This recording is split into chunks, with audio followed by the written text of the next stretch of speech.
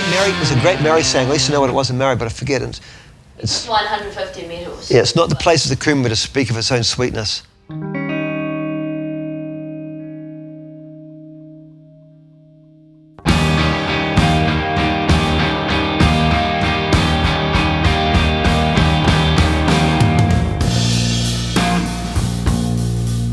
I've been in this business down here for 23 years in Otago, and when I first arrived there was 40 acres of grapes. Now there's almost 5,000. It's a long time to be here, and you get a lot of trophies and gold medals for the wine, especially Pinot Noirs, and Crown Range Cellars was the most recent of that, the trophy in London. And sort of people say, why, what's the secret? And for me, really, the longer I stay down here, it's not about us winemakers, it's this place.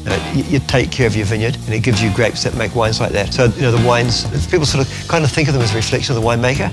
We're just a custodian. It's this place that's capable of doing that. Yeah, the environment in this part of the world, I think, is what makes the wines clean. It's dry. We have 4 very distinct seasons, which is quite different from most in New Zealand. And the grapes go dormant in the wintertime, good rest, no bugs over winter, so we don't have to spray a lot of things. Crown Range Signature Series is a wine from my own vineyard in Gibbston, and it's a selection that we make for a friend of mine, Jing Song, and it's just a selection of grapes and wine that make a special bottling for her. We're in Gibbston Valley, and Gibbston's probably the coolest sub-region in central Otago climatically, and I kind of like to say metaphorically as well. Just that much cooler, we can hang our grapes out a little bit longer. We don't get big powerful wines because we don't have quite the sunshine, but they're wines with length of flavour and elegance and really pretty perfume aromatics. They're quite distinct. It's not hard to put your nose in a glass of Pinot Noir from Gibbston and say, this is from Gibbston. They really have a great sense of place. Last week, we pretty much finished harvest in Gibbston, and it's sort of the culmination of, feels like a lifetime's worth of work. It goes back to when you plant the vineyard and how you set it up. For me, that's probably the most important winemaking we do, is the work in the vineyard in that month before harvest. It very much determines our quality.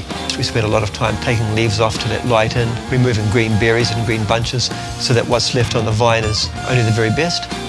Yeah, we pick everything down here by hand, so the more handwork you do, the better the product seems to be. I think for me, a big part of the fun of harvest, different people that come together. We've had movie actors come and pick, mayors of towns in Otago. We've got some guys that fly over in a plane from Hong Kong each year, and we'll throw those people into the mix with people who are almost on probation and not quite out of jail, but everybody's equal and they know it. It's a great time.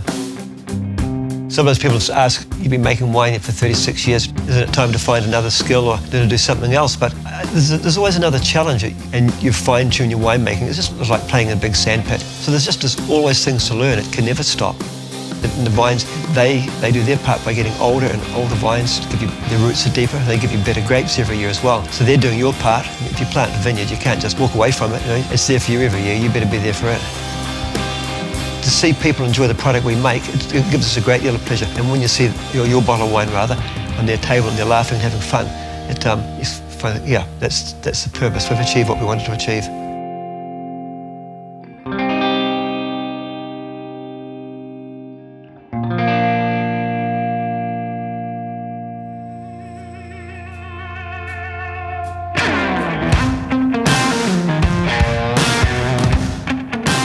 I love being in the winery. It's almost like watching something being born, watching something grow. It's developing each day. Those wines are taking on slightly different character, they're picking up more colour. Each of those tanks, you get to know each tank. You may even give it a name. Watch them develop and you taste them, decide when it's time to actually put them in the press, get them, separate the juice from the skins, put them in barrel. You can't make huge volumes of great wine because attention to detail and one person's vision watching that wine, you can only do so much. Once you start delegating, you kind of lose the plot a little bit. Crown Range Cellars, we only made 100 dozen of that wine. We were brought up as kids to save. Most of what we earned was saved and put in the bank. And I think that's kind of a good background for a winemaker. You feel like you're putting something aside for the future. We never really know what the future brings. You have plans and they change. But at the moment, as far as Crown Range Cellars go, our plan is just to keep making a small amount of the very best wine possible. 36 years seems like a long time to be doing the same thing. I'd like to think I had another 36 years of doing exactly what I've done for the last 36. Simple as that.